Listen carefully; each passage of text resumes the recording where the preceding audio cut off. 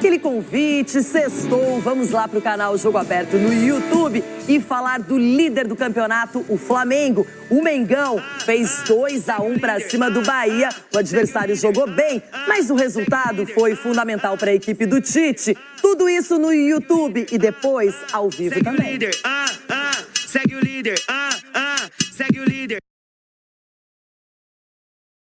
Segue o líder. Então é por conta daquilo que a gente entende como uma partida, entende como desafio e comemora. Assim foi também a nossa comemoração com o empate do Atlético Paranaense. Hoje a gente está um ponto na frente. Isso também é devido àquilo que a gente enxergou naquele dia, um jogo onde a gente controlou e a gente não conseguiu sair com a vitória, mas saiu com um ponto no último minuto. E isso nos fez celebrar de uma maneira pura e honesta no sentimento. E hoje também foi da mesma maneira. Você falou muito bem, foi um time muito qualificado que a gente enfrentou, um time que nos pôs muita dificuldade, controlou a maior parte do tempo o jogo em posse de bola, mas a gente tinha como plano também ser o mais letal possível. Sabíamos que enfrentar um time assim que nos daria mais campo depois que a gente estivesse num bloco mais baixo, e foi o que a gente tentou fazer. Eu acho também que o time fez um belíssimo jogo dentro do que se propunha, que era construir e conseguir colocar o time no campo do Flamengo. O Flamengo já defende em linha baixa, 4-4-2 baixo, e nós conseguimos empurrar o Flamengo, especialmente no primeiro tempo, controle total do jogo. A nossa dificuldade é atingir a última linha, ter as oportunidades de gol. No segundo tempo nos faltou isso. No primeiro nós tivemos ainda boas chances de gol, boas finalizações a gol. Mas eu também tenho que elogiar os jogadores pelo jogo que eles fizeram de maneira geral. Eu acho que só falta essa última bola, essa última profundidade, a gente chegar, finalizar um pouco mais, conseguir ter oportunidade de atacar essa última linha do Flamengo. Foi o que faltou. De resto, o controle de jogo, todos fizeram um grande jogo, e é triste você sair depois de um bom jogo como esse, talvez até mais merecedor do que aquele jogo do Botafogo, de um resultado positivo, e você perder no último minuto do jogo. O objetivo do Bahia daqui a 28 rodadas, a projeção? Para eu fazer uma projeção daqui a 28, eu prefiro viver a rodada por rodada. A minha projeção é tentar a cada jogo competir e fazer bons jogos, como foi no dia de hoje, só que preferencialmente sair com pontos, ou sair vitorioso, ou no mínimo naquele momento do jogo, né, onde nós já talvez não tínhamos mais o domínio total da partida, como foi durante boa parte do jogo. Eu vejo muitas pessoas falarem investimento, né? O Bahia hoje deve ser o 10º time mais ou menos que mais investiu no ano, mas nós temos que olhar muito de onde saiu o time do ano passado. Aonde o Flamengo acabou no passado, quanto gastou o Bahia, ou o Palmeiras, ou o Atlético, ou qualquer outro time do cenário do futebol brasileiro. Então, assim, nós montamos, temos peças boas, é um grupo que investe dentro das possibilidades para que haja, né, uma coisa equilibrada, não fique uma coisa desproporcional. Tem dado o apoio todo necessário para que a gente consiga executar um bom futebol, um bom jogo. Eu acho que hoje as pessoas viram o Bahia.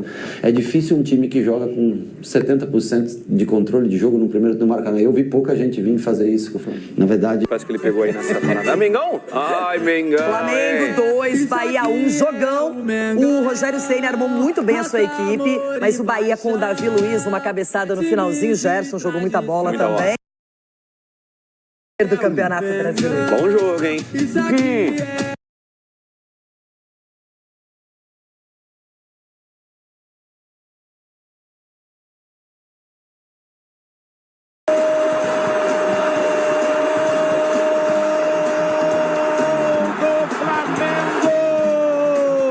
A celebração é por conta daquilo que a gente entende como uma partida, entende como desafio e comemora.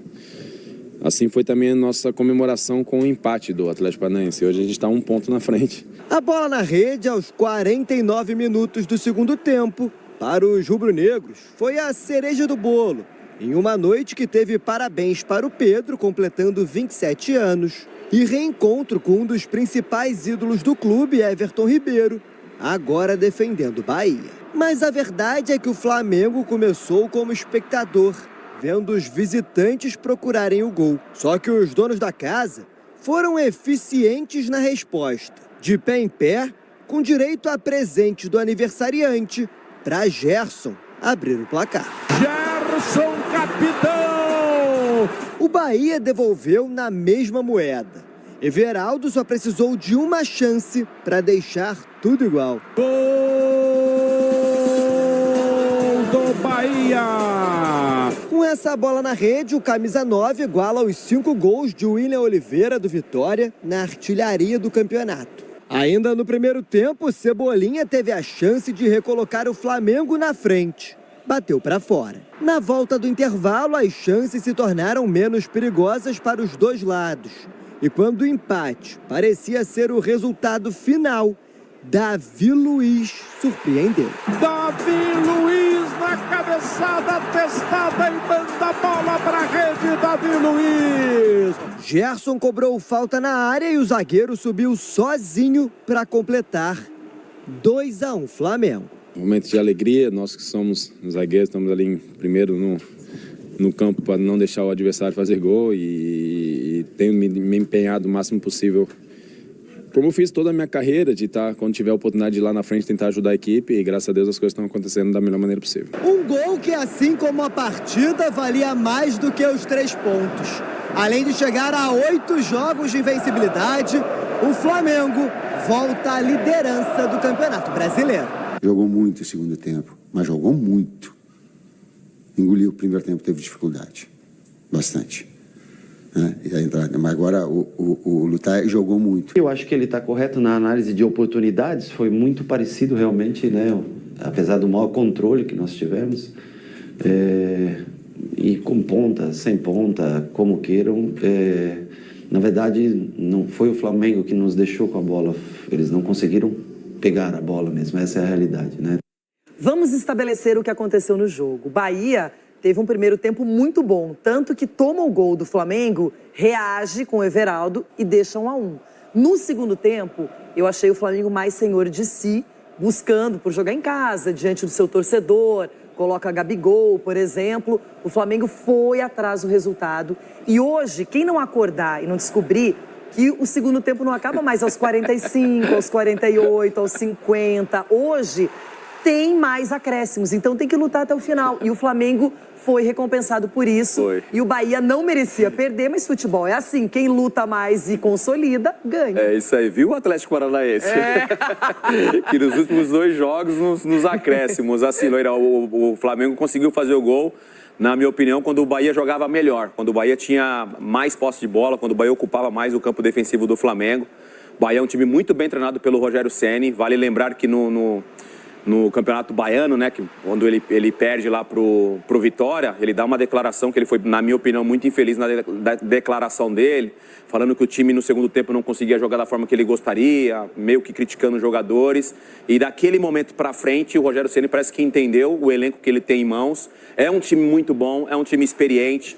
Em muitos momentos da partida, nesses recortes, o Bahia jogou melhor do que o Flamengo, mas o Flamengo é um time também que tem um treinador que conhece muito bem o seu elenco. Ele falou ontem na coletiva de 5, 6 meses de trabalho e os jogadores já entendem o que ele quer. E no finalzinho, a gente tem falado muito, elogiado muito o trabalho do Davi Luiz, ele acabou sendo coroado aí com o gol.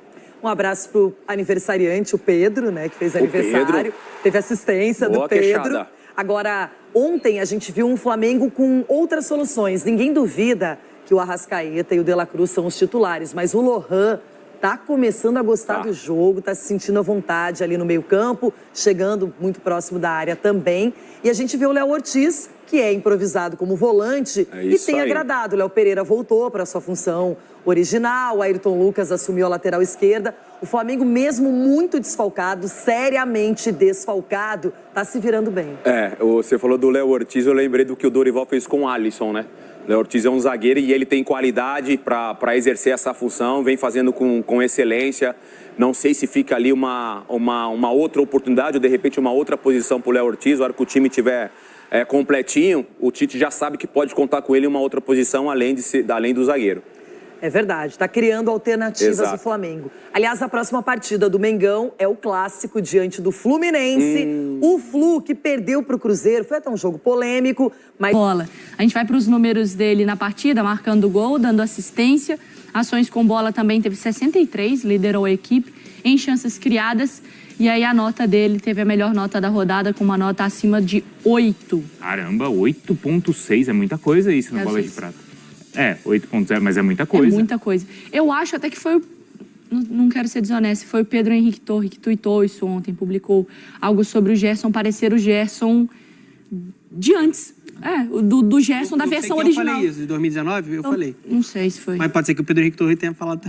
Então quer dizer que mais de uma pessoa pode estar falando sobre isso? É essa a sensação, Dana? Eu acho que essa é a sensação. E é uma vitória pessoal pro Gerson e pro Tite, que sempre confiou muito no Gerson, né? Mesmo em momentos que ele não estava desempenhando naquele nível que a gente conhece. Tecnicamente, ele é acima da média. Ele já mostrou isso no Flamengo. E agora ele tem também um espírito, um comprometimento que contagia a equipe. Parece aquela versão do Coringa de 2019. Porque ele inicia o jogo por dentro, jogando muito, se dedicando, sem a bola, sacrificando, né? Era um cara também importante para essa transição. Ele botava velocidade também para tentar conectar. Fez muita diferença. E aí, a partir do momento que o Tite faz uma modificação e coloca ele mais aberto pela direita, ele como meia pela direita, ele também rende, né? Então, um golaço, assistência, um jogador que está concentrado, que está jogando pro time, que está correndo uma barbaridade. Em várias oportunidades, o Gerson ele foi criticado pela torcida, né? Soneca. E a gente está vendo um cara muito ligado, assim. A gente está vendo um jogador com um nível muito próximo daquilo que a gente viu em 2019, né, quando ele foi muito importante com o Jorge Jesus. Ontem, de novo, ele foi o melhor em campo, assim, de maneira disparada. Uma atuação de altíssimo nível do Vapo. E foi quem sobrou, né, do meio-campo ideal, não foi? Do Flamengo? Sim. Contando esses desfalques todos, Cruz, né? Arrascaeta. A contusão do Alan, a saída do Pulgar também. Foi quem sobrou e quem está garantindo o Flamengo na liderança, Mari. Sim, e quando ele chega, acho que a gente não pode deixar de pontuar esse momento da volta do jogador, né? Do jogador que atua lá fora e volta até para um clube que ele já estava atuando. O Gerson, ele jogou lá no Olympique de uma outra maneira também, né? Com o próprio Sampaoli, ele foi forjado a jogar mais pra frente. Teve jogos que ele jogou de atacante mesmo, ali, de referência na área. E aí, quando ele retorna pro Flamengo, era justamente a dúvida de onde encaixá-lo com essas peças, com o meio de campo já quase que formado, né? E aí você teria o Gerson mais recuado, você teria o Gerson mais avançado, você encaixaria ele aberto de algum dos lados.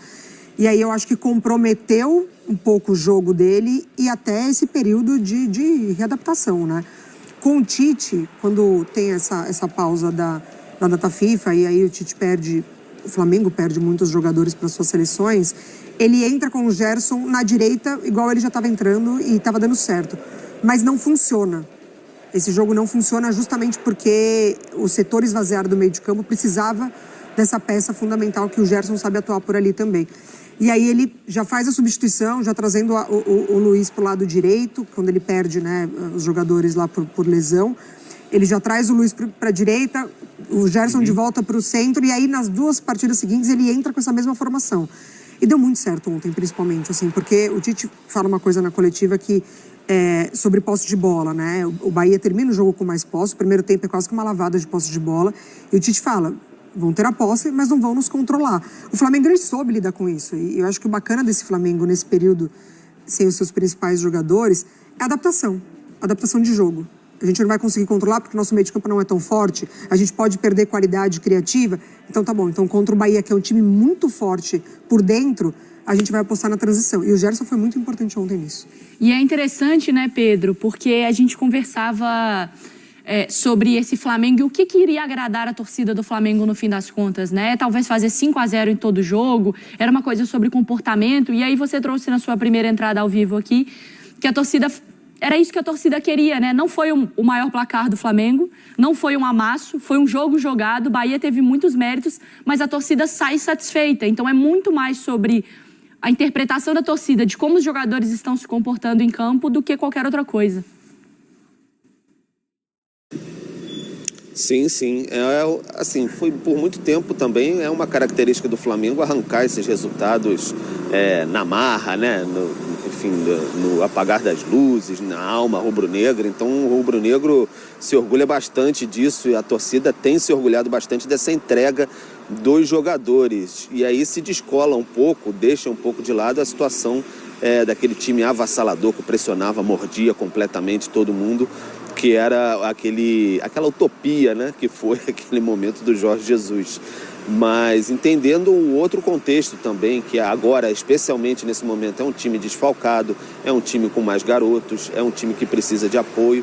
Então a torcida abraça e tenta levar esse time à frente no Campeonato Brasileiro. Há uma conexão diferente, de fato, nesse ano, o que não havia ano passado. Ano passado parece que se perdeu de alguma maneira, especialmente também no período do Sampaoli, era um time mais desconectado da arquibancada. Esse ano parece que se juntou ali a alma da arquibancada com a alma do campo e os jogadores deixam tudo. E o Gerson, que vocês falavam aí, eu tinha tuitado ontem mais sobre um Gerson de 2020, na minha visão, porque em 2019 ele teve um desempenho muito bom, só que ele não era como um dos protagonistas. Em 2020 ele foi um protagonista ali naquele título brasileiro do Flamengo, era um cara que acalmava o meio de campo, tocava a bola, enfim, aparecia em diversas funções. Teve um Bahia 4-3, que foi até do triste episódio do com o Índio Ramírez, situação de injúria racial. Então o Gerson ali naquele momento virou o jogo para 4-3, capitaneou o Flamengo. Então, vivia um momento muito, muito, muito bom mesmo, o Gerson naquela ocasião.